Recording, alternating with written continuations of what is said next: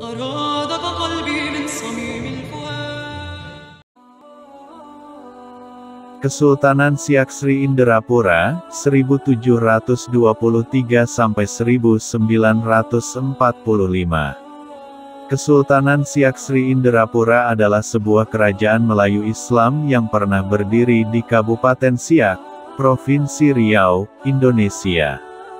Kerajaan ini didirikan di Buantan oleh Raja Kecil, anak dari Sultan Mahmud Shah Sultan Kesultanan Johor yang dibunuh dan dilarikan ke Pagaruyung bersama ibundanya Encik Apong.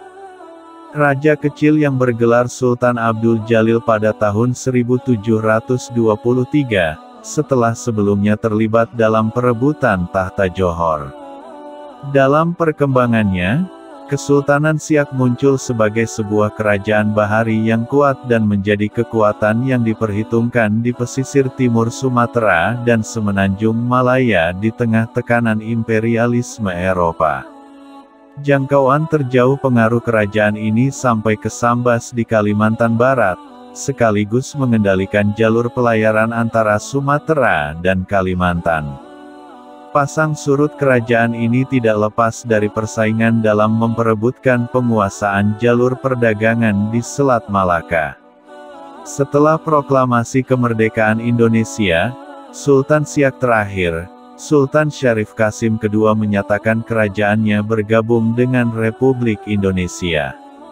Masa awal membandingkan dengan catatan Tome Pires yang ditulis antara tahun 1513 sampai 1515, Siak merupakan kawasan yang berada antara Arcat dan Indragiri yang disebutnya sebagai kawasan pelabuhan Raja Minangkabau, kemudian menjadi vasal Malaka sebelum ditaklukkan oleh Portugal. Munculnya VOC sebagai penguasa di Malaka, Siak diklaim oleh Johor sebagai bagian wilayah kedaulatannya sampai munculnya Raja Kecil.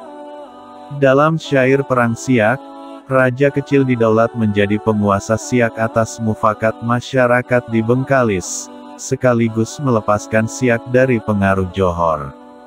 Sementara Raja Kecil dalam hikayat Siak disebut juga dengan sang pengelana pewaris Sultan Johor yang kalah dalam perebutan kekuasaan.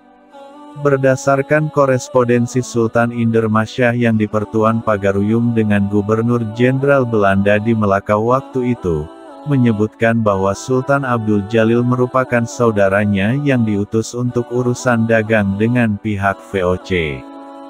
Kemudian Sultan Abdul Jalil dalam suratnya tersendiri, yang ditujukan kepada pihak Belanda menyebut dirinya sebagai Raja Kecil dari Pagaruyung, akan menuntut balas atas kematian Sultan Johor.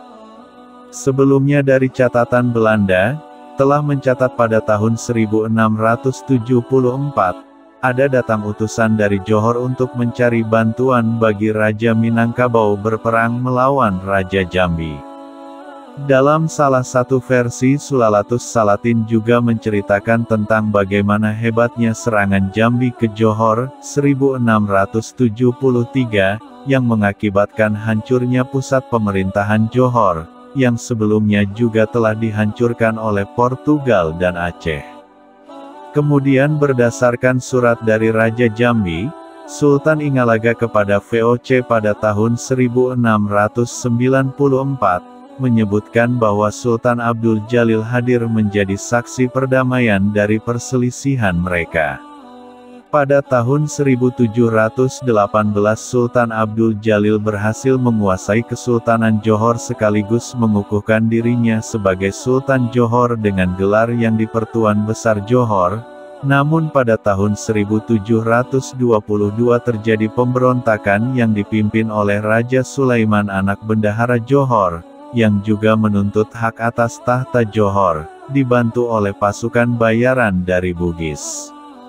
Akhir dari peperangan ini, Raja Sulaiman mengukuhkan diri menjadi penguasa Johor di pedalaman Johor, sementara Sultan Abdul Jalil pindah ke Bintan dan kemudian tahun 1723 membangun pusat pemerintahan baru di sehiliran Sungai Siak dengan nama Siak Sri Inderapura. Sementara pusat pemerintahan Johor yang sebelumnya berada sekitar muara Sungai Johor ditinggalkan begitu saja, dan menjadi status quo dari masing-masing penguasa yang bertikai tersebut. Sedangkan klaim Raja Kecil sebagai pewaris sah tahta Johor diakui oleh komunitas orang laut, kelompok masyarakat yang bermukim pada kawasan kepulauan membentang dari timur Sumatera sampai ke lautan Cina Selatan, dan loyalitas ini terus bertahan sampai kepada beberapa keturunan Raja Kecil berikutnya. Masa keemasan. Dengan klaim sebagai pewaris Malaka, pada tahun 1724 sampai 1726 Sultan Abdul Jalil melakukan perluasan wilayah, dimulai dengan memasukkan Rokan ke dalam wilayah Kesultanan Siak, membangun pertahanan armada laut di Bintan. Namun tahun 1728 atas perintah Raja Sulaiman, yang di Pertuan Muda bersama pasukan Bugisnya, berhasil menekan Raja Kecil keluar dari kawasan kepulauan. Raja Sulaiman kemudian menjadikan Bintan sebagai pusat pemerintahannya, dan atas keberhasilan itu yang di Pertuan Muda diberi kedudukan di Pulau Penyengat. Sementara Raja Kecil terpaksa melepas hegemoninya pada kawasan kepulauan dan mulai membangun kekuatan baru pada kawasan sepanjang pesisir timur Sumatera.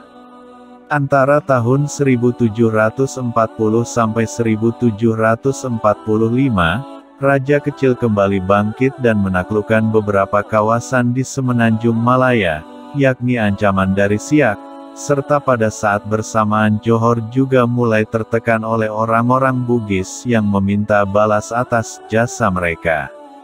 Hal ini membuat Raja Sulaiman pada tahun 1746 meminta bantuan Belanda di Malaka dan menjanjikan memberikan Bengkalis kepada Belanda, kemudian direspon oleh VOC dengan mendirikan gudang pada kawasan tersebut. Sepeninggal Raja Kecil tahun 1746, klaim atas Johor memudar, dan penggantinya Sultan Mahmud fokus kepada penguatan kedudukannya di pesisir timur Sumatera dan daerah Fazal di Kedah dan kawasan pantai timur Semenanjung Malaya. Pada tahun 1761, Sultan Siak membuat perjanjian eksklusif dengan pihak Belanda, dalam urusan dagang dan hak atas kedaulatan wilayahnya serta bantuan dalam bidang persenjataan.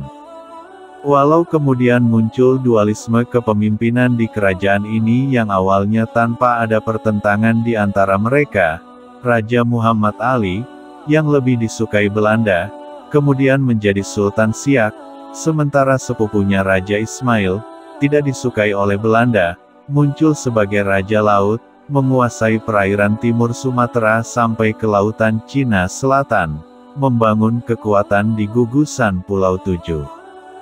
Pada 1764, Enciklah menyusun sejarah Perang Siak, syair Perang Siak di Palembang. Sekitar tahun 1767, Raja Ismail telah menjadi duplikasi dari Raja Kecil, didukung oleh orang laut, terus menunjukkan dominasinya di kawasan perairan timur Sumatera, dengan mulai mengontrol perdagangan timah di Pulau Bangka, kemudian menaklukkan Mempawah di Kalimantan Barat. Sebelumnya Raja Ismail juga turut membantu Terengganu menaklukkan Kelantan. Hubungan ini kemudian diperkuat oleh adanya ikatan perkawinan antara Raja Ismail dengan saudara perempuan Sultan Terengganu. Pengaruh Raja Ismail di kawasan Melayu sangat signifikan mulai dari Terengganu, Jambi, dan Palembang. Laporan Belanda menyebutkan Palembang telah membayar 3.000 ringgit kepada Raja Ismail agar jalur pelayarannya aman dari gangguan, sementara Hikayat Siak menceritakan tentang kemeriahan sambutan yang diterima oleh Raja Ismail sewaktu kedatangannya ke Palembang. Pada abad ke-18 Kesultanan Siak telah menjadi kekuatan yang dominan di pesisir timur Sumatera. Tahun 1780 Kesultanan Siak menaklukkan daerah Langkat, dan menjadikan wilayah tersebut dalam pengawasannya, termasuk wilayah Deli dan Serdang. Di bawah Ikatan Perjanjian Kerjasama dengan VOC, pada tahun 1784 Kesultanan Siak membantu VOC menyerang dan menundukkan Selangor. Sebelumnya mereka telah bekerja sama memadamkan pemberontakan Raja Haji Fisabilillah di Pulau Penyengat. Ekspansi kolonialisasi Belanda ke kawasan timur Pulau Sumatera tidak mampu dihadang oleh Kesultanan Siak, dimulai dengan lepasnya Kesultanan Delhi, Kesultanan Asahan dan Kesultanan Langkat, kemudian muncul Indragiri sebagai kawasan mandiri. Begitu juga di Johor kembali didudukan seorang sultan dari keturunan Tumenggung Johor, yang berada dalam perlindungan Inggris di Singapura. Sementara Belanda memulihkan kedudukan yang di Pertuan Muda di Pulau Penyengat dan kemudian mendirikan Kesultanan Lingga di Pulau Lingga. Selain itu Belanda juga mempersempit wilayah kedaulatan Siak, dengan mendirikan Residenti Riau pemerintahan Hindia Belanda yang berkedudukan di Tanjung Pinang. Penguasaan Inggris atas Selat Melaka, mendorong Sultan Siak pada tahun 1840 untuk menerima tawaran perjanjian baru mengganti perjanjian yang telah mereka buat sebelumnya pada tahun 1819. Perjanjian ini menjadikan wilayah Kesultanan Siak semakin kecil dan terjepit antara wilayah kerajaan kecil lainnya yang mendapat perlindungan dari Inggris. Demikian juga pihak Belanda menjadikan kawasan Siak sebagai salah satu bagian dari pemerintahan Hindia Belanda, setelah memaksa Sultan Siak menandatangani perjanjian pada tanggal 1 Februari tahun 1858. Dari perjanjian tersebut Siak Sri Inderapura kehilangan kedaulatannya, kemudian dalam setiap pengangkatan Raja Siak mesti mendapat persetujuan dari Belanda. Selanjutnya dalam pengawasan wilayah, Belanda mendirikan pos militer di Bengkalis serta melarang Sultan Siak membuat perjanjian dengan pihak asing tanpa persetujuan Residen Riau pemerintahan Hindia Belanda. Perubahan peta politik atas penguasaan jalur Selat Malaka, kemudian adanya pertikaian internal Siak dan persaingan dengan Inggris dan Belanda melemahkan pengaruh hegemoni Kesultanan Siak atas wilayah-wilayah yang pernah dikuasainya. Tarik ulur kepentingan kekuatan asing terlihat pada perjanjian Sumatera antara pihak Inggris dan Belanda, menjadikan Siak berada pada posisi yang dilematis, berada dalam posisi tawar yang lemah.